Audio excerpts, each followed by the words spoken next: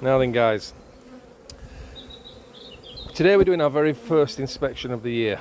Very first one is really critical to make sure that we're looking at the hive and making sure that it's got the right strength and all the right ingredients to be able to get through the year and to be a productive hive.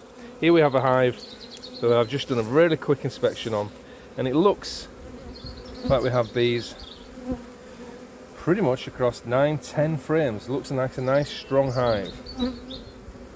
I've done a really quick check. It's 12 degrees, 13 degrees today, and we don't want to be in for too long.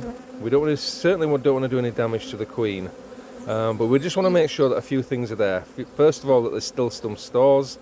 Secondly, that we're starting to see some signs of the queen laying. So primarily, we're looking for some eggs.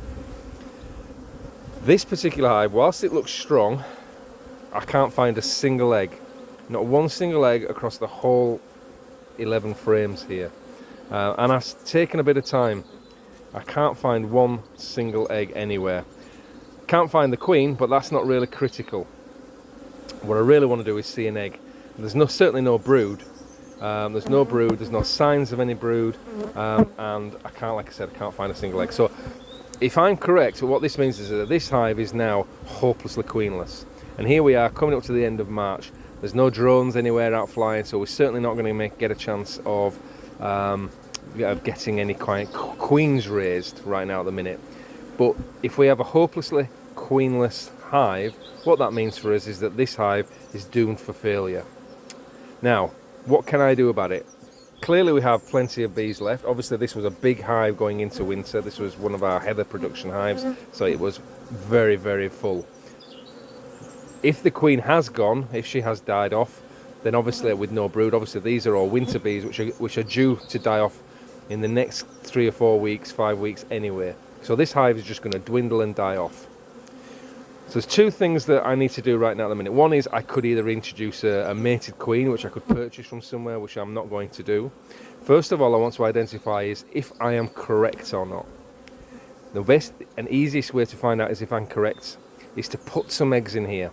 If I put some eggs in here from another hive, the hive will turn those into queen cells, and that will tell me that I'm correct, that I am that there is no queen in this hive. So that will give me the correct indication. If they don't do anything with those eggs, then what that will tell me is that there's a queen in here somewhere, and she just hasn't started laying yet. And she's just on a brood break. So as I haven't seen the queen, I don't know. I think that they are queenless. So what I've done is I've taken a donor frame of eggs from this hive over here, which is another strong hive, of which there is eggs and brood, and I have seen the queen in there. Taken that out, and I've put this frame in here, and I will come back in a week's time, and if there are queen cells produced on here, that will tell me that there is no queen in here. Now, it's unlikely that I'm going to get a queen raised and mated, although it's still too early in the season, I think. There's no drones out there, but it will tell me what I need to know. If that is correct, if I know that this is now hopelessly queenless in a week's time and there are queen cells there, what will I do? Well, what I will do is I will take a nucleus over there which has a queen in, and I will merge the two together. I could just do that now, but I'd rather know for definite if there is a queen in there or not, and I'll let the bees tell me.